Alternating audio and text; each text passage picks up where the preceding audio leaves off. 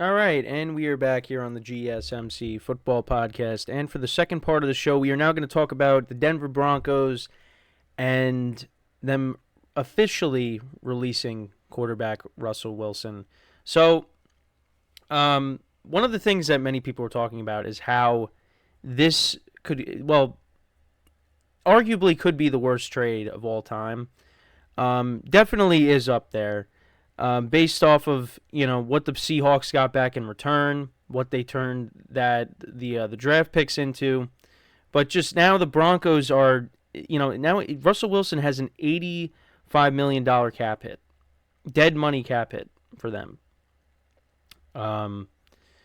and it's one of the largest dead money charges in NFL history, and I mean that's that is definitely going to set them back. And I think they're definitely going to draft a quarterback.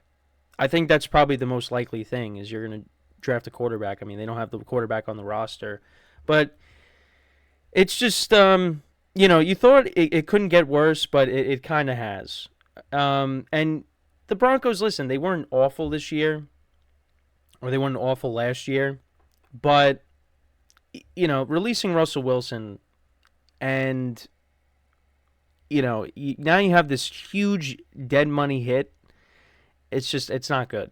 Not good for the Broncos. But I want to go back to the trade. So, the Broncos, they gave up 2 first-round picks, 2 second-round picks, and 1 fifth-round pick for Russell Wilson.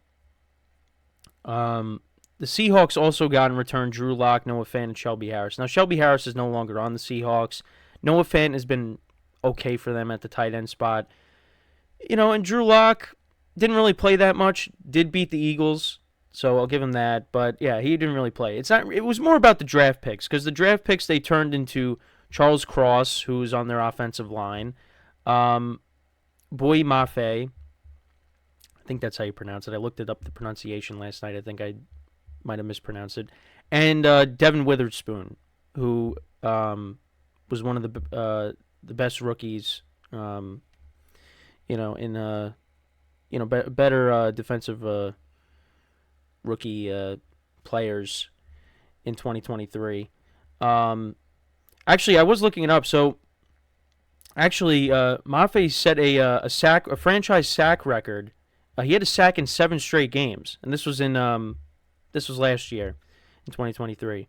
The previous record was held by Michael Sinclair, had 6 straight games with a sack between 1997 and 1998. So, guy was making an impact. I think he finished with 9 sacks on the season I was looking at.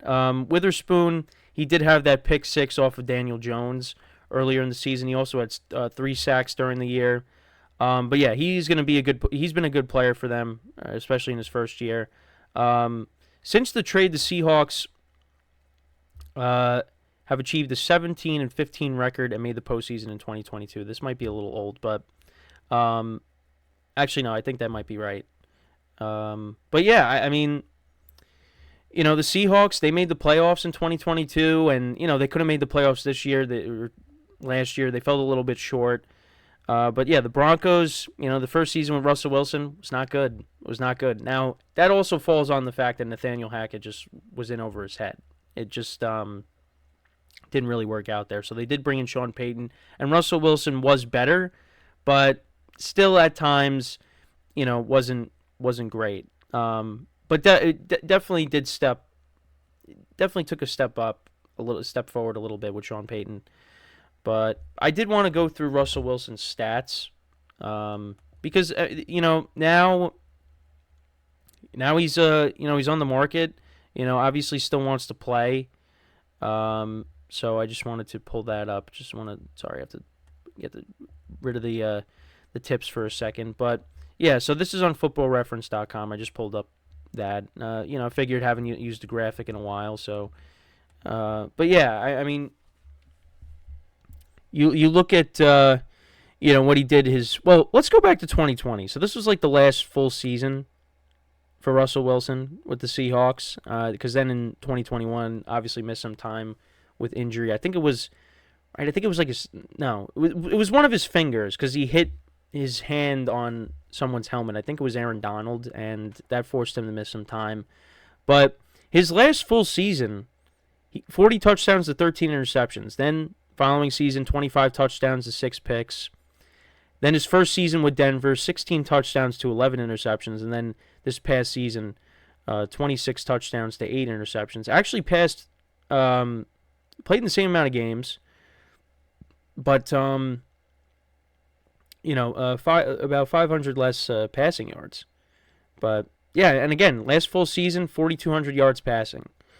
Now, the completion percentage, especially with the Broncos in 2022, is down. He's regressed, and now he's a free agent. Where can he go? So the likely destinations could possibly be, well, this is at least from CBS what I saw on their Instagram. So there's the Falcons, the Steelers. Although my friend who's a Steelers fan just said the Steelers have no interest in him, but I don't know how true that is. The Titans is an interesting spot. This is according to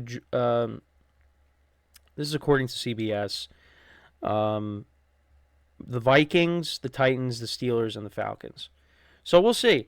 I did see something though that Kirk Cousins. It's a rumor that he's willing to move his family to Atlanta. So that's definitely something to keep an eye on, if that's true. Because again, I was saying, yeah, the most likely scenario is him going back to the Vikings, but not so fast. But yeah, I think Russell Wilson still deserves to get a job elsewhere.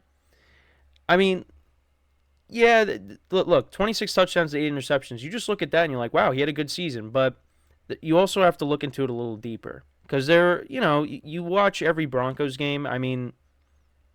You go back and you watch the Lions game and the Texans game. When they went up against better teams, they didn't do so well. They did beat the Browns earlier in the season, but that was also because they had DTR starting.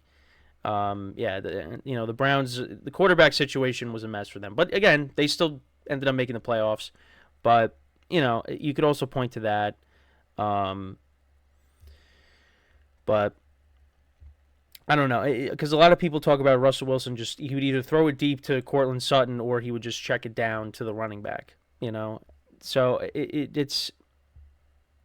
listen, he was not the same quarterback that he was in Seattle. So I don't know if we're ever going to see that again, even if he goes somewhere else, even if he steps into a better situation. But I just know that the Broncos and him, it just did not work out. And again, like I said before going to break, Ben DiNucci and Jared Stidham, I believe, are the only quarterbacks left on the roster. So, they're going to probably draft one. And, you got the $80 million dead cap or dead money hit that you're going to get from this, which, again, is astronomical.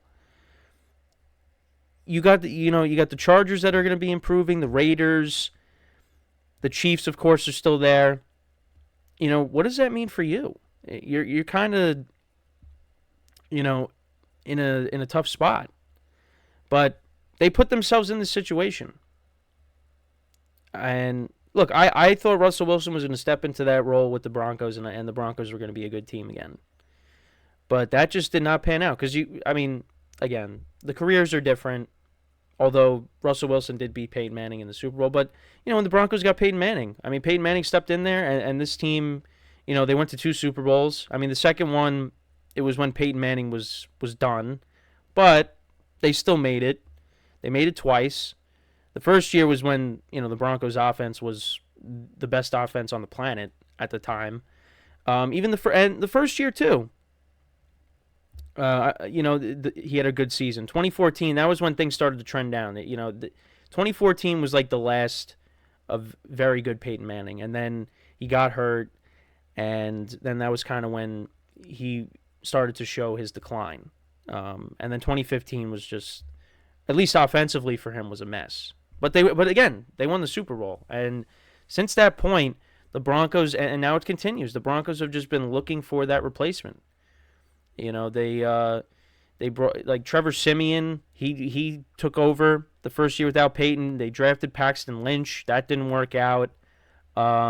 Case Keenum, he was the starting quarterback for them. After what he did with the Vikings, the Broncos signed him. That didn't pan out. Joe Flacco was the starter for them at one point.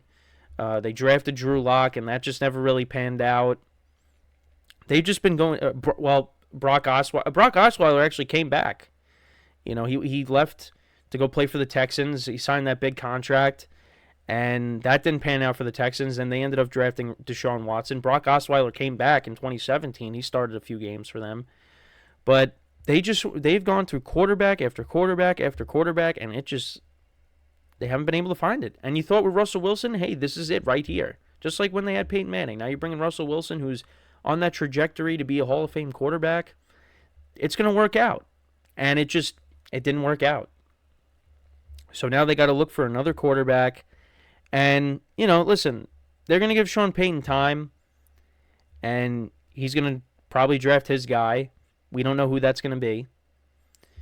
And then they go from there. But, with this dead money hit, this is really going to hurt the Broncos. So they're going to have to figure it out. But the division is getting better. So, But, yeah, the marriage between these two parties has ended, and Russell Wilson will be playing for a new team next year, and we'll see who it is. Maybe he goes back to Seattle. I keep saying that as a joke, but we'll just have to see. I think he still has. I think he can still play. It's just I don't know if you're going to see, based off of what we've seen the last couple of seasons. I don't think we're going to see the Russell Wilson that we saw in Seattle. I don't think we're going to see that. I think we might see more of this. So we'll see who ends up taking him. Another team is actually the Giants, because apparently, they seem to be done with Daniel Jones. They regret paying him. Maybe that's a team that takes a chance on Russell Wilson. I don't know. If they did, okay.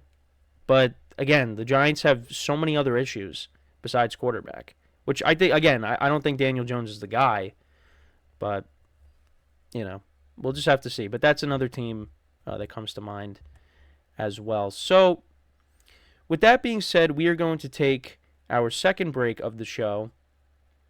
And then when we come back, we are going to talk about Dak Prescott. We'll talk about him and the Cowboys, him optimistic that the Cowboys will get a new deal done. But before I get into that, I just want to remind you guys again, now we got to get rid of this and get back the donations. So once again, to tip or donate and get your comments recognized, make sure to go to the following link. That is gsmcspodcast.net. Really helps the show, makes the show more interactive between myself, the host, and you guys, the viewers. Again, that is gsmcspodcast.net. And as always, it is displayed on the ticker on the bottom of the show segment down below. So when we come back, we'll talk about Dak Prescott and the Dallas Cowboys. So stick around, and we'll be right back here on the GSMC Football Podcast.